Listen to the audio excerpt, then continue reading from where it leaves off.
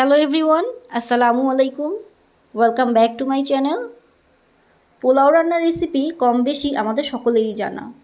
অনেক সময় পোলাও রান্না করতে গেলে, বিশেষ করে নতুন রাঁধুনিদের ক্ষেত্রে, পোলাওর চাল আর পানির পরিমাপটি সঠিকভাবে বুঝতে না পারার কারণে পোলাওটি নরম হয়ে যাওয়া বা ঝরঝরে না হওয়া অথবা সাদা পোলাও ঠিক সাদা না হওয়া সহ নানান রকম সমস্যায় পড়তে হয়। আজকে তৈরি করে দেখাবো ঝরঝরে সাদা পোলাওয়ের একটি পারফেক্ট রেসিপি। আশা করি আমার আজকের রেসিপিটি আপনাদের উপকারে আসবে। ভিডিওটি ভালো লাগলে একটি লাইক দিয়ে অবশ্যই চ্যানেলটিকে সাবস্ক্রাইব করবেন। চলুন তাহলে রেসিপি শুরু করা যাক।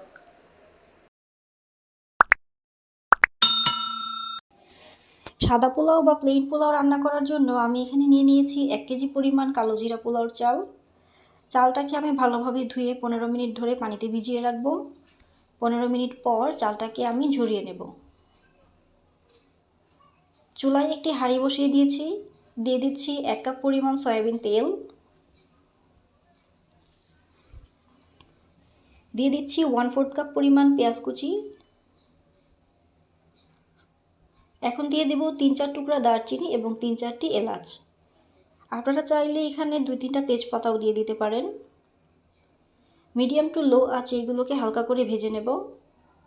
এখন দিয়ে দিচ্ছি আদা বাটা 1 চা চামচ পরিমাণ, রসুন বাটা 1 চা চামচ পরিমাণ।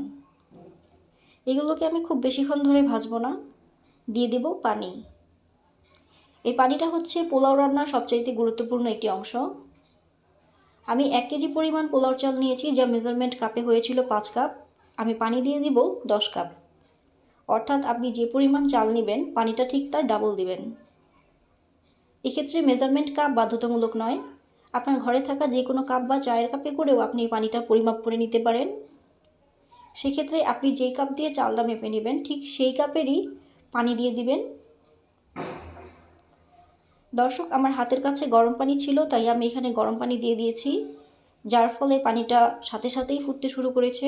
আপনাদের হাতের কাছে গরম পানি না থাকলে আপনারা সাধারণ তাপমাত্রার পানিও দিতে পারেন। সেক্ষেত্রে চুলার আঁচ হাই করে দিয়ে এই হাঁড়িটি একটি ঢাকনা দিয়ে ঢেকে দেবেন এবং 5 থেকে 7 মিনিট পর্যন্ত পানিটাকে জাল করে নেবেন। 5 থেকে 7 মিনিট পর ঢাকনা খুললে দেখতে পারবেন পানিটা ঠিক এইরকম করে টকবক করে ফুটে উঠছে এবং তারপর বাকি প্রসেস শুরু করবেন। দিয়ে দিচ্ছি 1.5 টেবিল চামচ পরিমাণ লবণ। আপনারা আপনাদের স্বাদ অনুযায়ী লবণটা দিয়ে দিবেন। সাধারণ তাপমাত্রার পানি ব্যবহার করলে অবশ্যই পানিটা ভালো মতো ফুটতে দিবেন। হালকা গরম বা ঠান্ডা পানিতে কখনোই পোলাও রান্না করবেন না, কারণ এতে পোলাওটা নরম হয়ে যাওয়ার সম্ভাবনা থাকবে। পানিটা যখন টকবগিয়ে ফুটে উঠবে ঠিক তখনই দিয়ে দিচ্ছি আগে থেকে ঝরিয়ে রাখা পোলাওর চাল। আমরা অনেকেই পোলাও রান্না করে থাকি চালটাকে ভেজে নেই, তবে আজকে আমি চালটাকে ভাজবো না, কারণ চালটা ভাজতে গেলে সেটা অনেক সময় ব্রাউন কালার হয়ে যায়। যেহেতু আমি আজকে সাদা পোলাও রান্না করব, তাই পোলাওটাকে সাদা রাখার জন্য আমি চালটাকে এভাবেই দিয়ে দিচ্ছি। চুলার আঁচ হাই করে এখন ঢাকনা খুলে আমি রান্না করব 3 থেকে 4 মিনিট। 3 থেকে 4 মিনিট পর চালটা ফুটে ওঠা শুরু করবে এবং এই পানিটাও অনেকটা শুষে নেবে। দিয়ে দিচ্ছি 3-4টি কাঁচামরিচ, 3-4টি আলু বোখারা,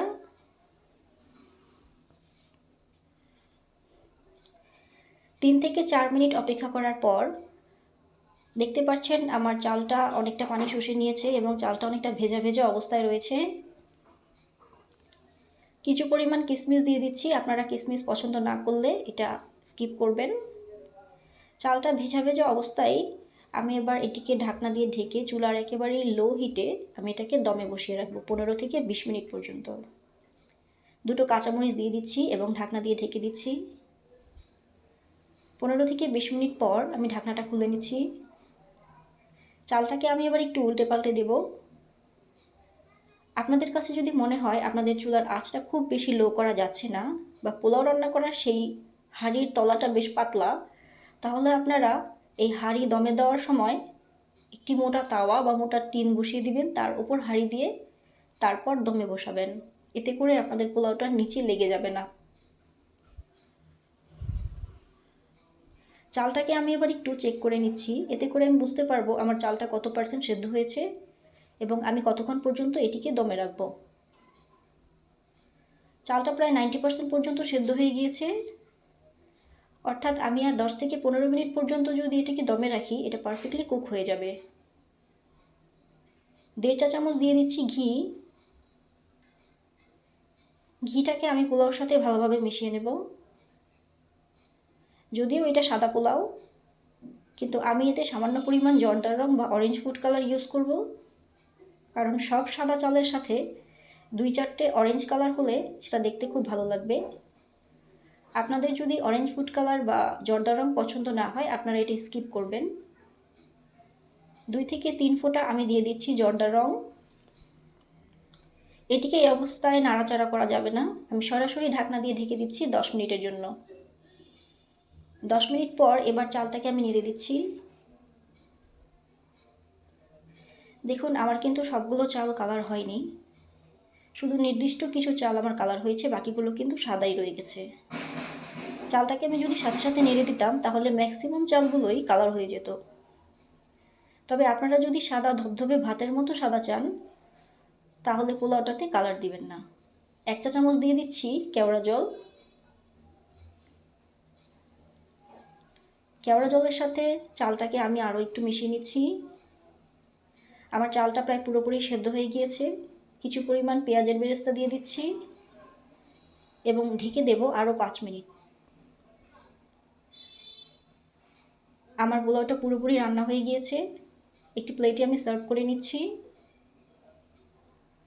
দেখে নিশ্চয়ই বুঝতে পারছেন চালটা কতটা ঝরঝরে হয়েছে। ঠান্ডা হওয়ার পর এই পোলাওটা আরও বেশি ঝরঝরে দেখাবে। একটি কাঁটা চামচের সাহায্যে আমি দেখিয়ে দিচ্ছি চালটা প্রায় কতটা ঝরঝরে হয়েছে। আপনারা চেষ্টা করবেন কালো জিরা পোলাওর চালটা ইউজ করতে, কারণ এই চালটা বেশ চিকন হয়।